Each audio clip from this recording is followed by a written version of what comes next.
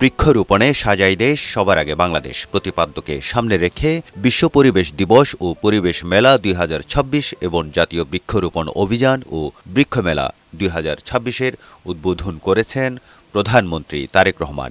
এই উপলক্ষে চীন মৈত্রী সম্মেলন কেন্দ্রে বক্তব্য রাখেন সরকার প্রধান।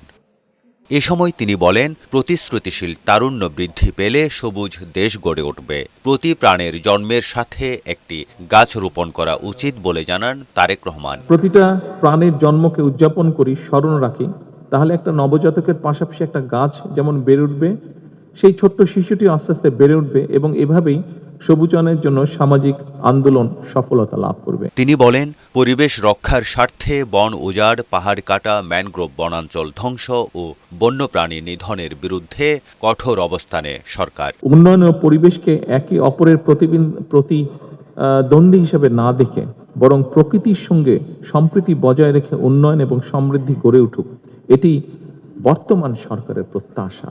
ছাদ বাগান, নগর ফরেস্ট্রেশন, নগর বনায়ন, GIS ভিত্তিক বৃক্ষরোপণ, নদী তীর এবং খালের দুপাশে সবুজায়ন এবং ইকো ট্যুরিজমকে সরকার অর্থনীতির নতুন ক্ষেত্র হিসেবে আমরা বিকশিত করতে চাই।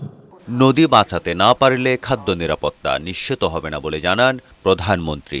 গুরুত্ব দেন বর্জ্য ব্যবস্থাপনার উপর। পরিবেশের উন্নয়ন শুধুমাত্র বৃক্ষরোপণ কিংবা খাল খননের উপরে নির্ভর করে না, এটি কিছুটা সাপ্লিমেন্ট করে, কিন্তু পুরোপুরি নির্ভর করছে না এটার উপরে।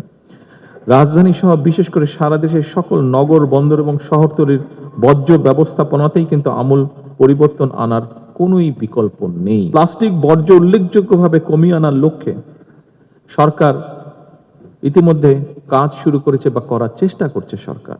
একই সঙ্গে জৈব সার উৎপাদন, পুনর্ব্যবহার, বর্জ্য থেকে জ্বালানি উৎপাদন এবং রিডিউস, রিইউজ, রিসাইকেল, এই 3R নীতিকে সরকার জাতীয় পর্যায়ে বাস্তবায়নের নীতি বা উদ্যোগ গ্রহণ করেছে।